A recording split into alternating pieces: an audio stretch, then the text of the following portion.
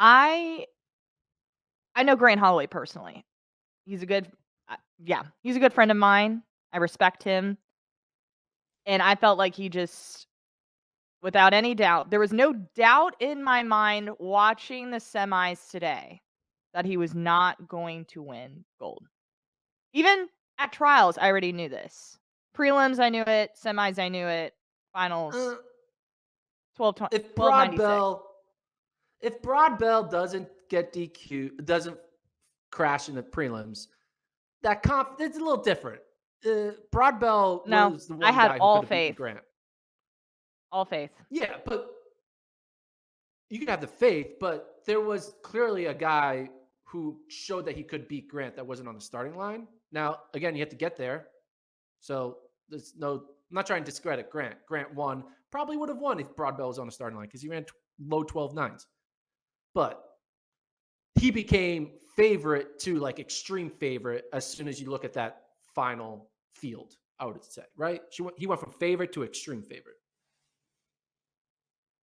No? Again, I'm gonna be like extreme favorite since walking into that stadium in Budapest. Okay, so he went from extreme favorite to like super duper extreme favorite.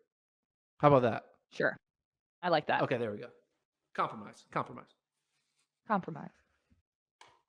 But I must say, I want to give a huge kudos to Daniel Roberts. First world championship, makes his first final, gets his first medal. There was a lot of firsts for Daniel Roberts this meet, and he looked good. Like 1309 for third, right behind Parchment, who got a season's best of 1307. Yeah. I was quite impressed. I think in the pod last night or yesterday afternoon, I had a little doubt in Daniel Roberts because he didn't win his heat. Remember? I was like, hey, you got to Yep. win your heat. He bucked that trend by beating Crittenden, who won his heat. Parchment won his heat. So I went 3 out of the top 4 all won their first round heat.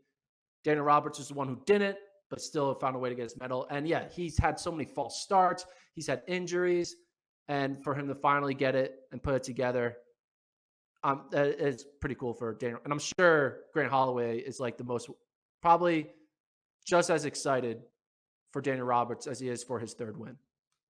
Yeah, I agree. Hansel Parchment got the job done. I put money on him. I put $100. He got the job done for me. So I thank you, Hansel, for giving me the money. But now Grant officially has like his clap back to Parchment because remember, Hansel won in 2021. Grant got second. While Grant won in 2022, Parchment wasn't on that start line. He was a Mhm. DNS. So Grant never truly got that global championship final revenge. Well, not revenge, or like second opportunity. And he got Mhm. that. So now Grant and Hansel are kind of 1-1 against each other in the past 2 championship finals. And Grant is talking about 3: 2019, 2022, 2023. But what do those 3 all have not in common, or all have in common that they're not, Olivia? What? None of them are at the Olympics. Very true. Yes. So That will change next year. while Grant always finds motivation in something, you got to think 2024 Grant is going to be different, right? Yeah. Yes, he's collecting the golds, but I think starting January 1, 2024, he's going to be like, I have 0 golds. I have 0 Olympic golds. So he's trying to get his first gold next year, which will be exciting seeing Grant kind of cosplay as I'm just trying to get my first one, even though he's Yeah. the most dominant guy the past 4 years. Very true. I can see that. Was there any other thoughts you had on that race or takeaways? No, that's pretty much it. Grant, also, I was kind of impressed that Grant ran as fast as he did. You know, we haven't really seen a lot of faster Grant time. I mean, he has run sub 13 a few times here and there, but we haven't yet to see like him turn 12.9 into his floor. And I think that's the next step for him. He's shown he can win. He's now in the past 4 championships, he's 3-1, with the one being a second place finish. He's shown he can win. I think the next thing for Grant now is to show that he can have a time-wise dominance. Like, hey, every time I step on the track, I can sleepwalk a 12.99. And then when it matters most, I'm going to throw down the 12.8s.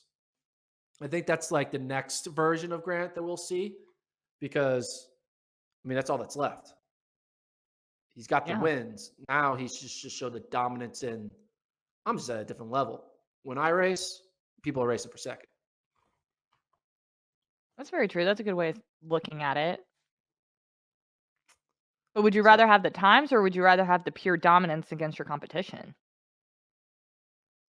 oh, pure dominance against the competition, for sure. But if he Mhm. already has that, why rest on your laurels? Start getting some more stuff. You know? It's like you're like, hey, food was good. I'm hungry. I want some more food. Get a little more extra Yeah. dumplings on the side. Get a little bit of that seaweed salad, some of that spicy mayonnaise covered sushi. That's what we want. Steak He's for got to me. go. He got to do his spicy mayo. Go for the spicy mayo, which is running 12.9 every single time. Mhm. But we'll see. All right, So so that's Grant's next step then. yes, spicy mayo on the 110 hurdles. That's what I want to see from Grant Holloway.